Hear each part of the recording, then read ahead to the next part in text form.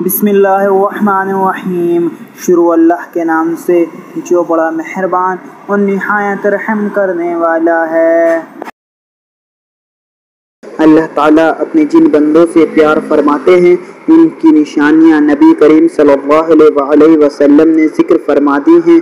اسی طرح نبی کریم صلی اللہ علیہ وسلم نے اللہ کے مبعوث ناپسندیدہ بندوں کی علامات بھی ذکر فرما دی ہیں تاکہ انسان اپنے آپ کو ان برے اوصاف سے بچا سکے۔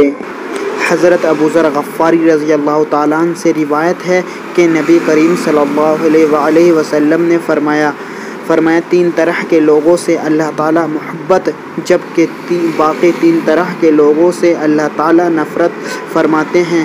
جن سے اللہ تعالیٰ محبت فرماتے ہیں ان میں سے پہلا وہ شخص ہے جو ایسی قوم میں رہتا ہو جس قوم کے پاس کوئی شخص رشتہ داری اور قرابت داری کے بنیاد پر نہیں بلکہ محض اللہ تعالیٰ کا واسطہ اور قسم دے کر کچھ مانگنے آیا ہو، اور وہ قوم ایسے شخص کو دینے سے انکار کر دے اور یہ شخص علیحدگی میں اس مانگنے والے کی اس طرح مدد کرے کہ اللہ تعالیٰ اور مانگنے والا کے علاوہ کسی اور کو اس بات کا پتہ نہ چلے۔ دوسرا وہ شخص جو کسی ایسے قافلے میں شریک کے سفر ہو کہ وہ قافلے والے سفر کی تھکاوٹ کی وجہ سے رات کو سو جائیں اور یہ شخص اللہ کی طرف متوجہ ہو کر بزاری اور کلام اللہ کی تلاوت میں مشغول ہو جائے۔ تیسرا وہ شخص جو ایسے لشکر میں شامل ہو جس کو میدان کارشاز میں شکست ہوئی ہو لیکن یہ شخص بھاگنے کے بجائے سینہ سپر ہو کر آگے بڑھے، یا تو قتل کر دیا جائے یا پھر فتح و نصرت اس کے قدم چوم لے۔ نبی کریم صلی اللہ علیہ وسلم نے فرمایا تین طرح کے لوگوں سے اللہ تعالیٰ نفرت کا معاملہ فرماتے ہیں۔ پہلا وہ شخص جو بوڑھا ہو جائے پھر بھی زنا کرے۔ دوسرا وہ شخص جو فقیر اور تنگ دست ہو کر پھر بھی تکبر کرے، اور تیسرا وہ شخص جو مالدار ہو لیکن دوسروں پر ظلم کرے۔ پہلا مبعوث تو وہ شخص ہے جو بوڑھا ہونے کے باوجود زناکاری کا مرتکب ہو۔ دوسرا مبعوث وہ بندہ ہے جو تنگ دست ہو پھر بھی تکبر کرے۔ قرآن و سنت میں تکبر شخص کے بارے میں بہت سخت وعید مذکور ہیں۔ تکبر کرنا ویسے ہی بہت بڑا گناہ ہے، لیکن ایسا شخص جس کے پاس اسباب تکبر بھی نہیں وہ بھی تکبر کرے تو اللہ رب العزت کی نگاہ میں قابل نفرت بن جاتا ہے۔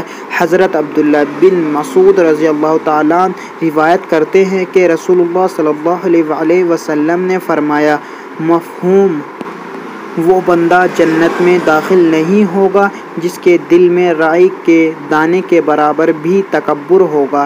اس پر ایک شخص نے سوال کیا، کیا کہ بندہ اچھے کپڑے اور اچھے جوتوں کو پسند کرتا ہے، کیا یہ بھی تکبر ہے؟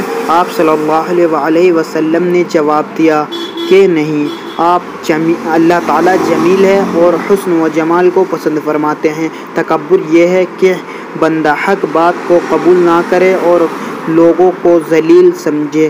صحیح مسلم۔ رسول اللہ صلی اللہ علیہ وسلم نے تکبر کا علاج یہ بتایا ہے کہ بندہ سلام کرنے میں پہل کرے۔ تیسرا مبعوث بندہ وہ ہے جسے اللہ تعالیٰ نے مال دیا ہو اور وہ ظلم کرے۔ جو بندہ مالدار ہونے کے باوجود ظلم کرتا ہے وہ اللہ کے یہاں قابل نفرت ہے، کیونکہ یہ مال کا مل جانا محض اللہ کی عطا سے ہے۔ اس کی وجہ سے اور اس کے ہوتے ہوئے کسی پر ظلم کرنا پلے درجے کی حماقت ہے۔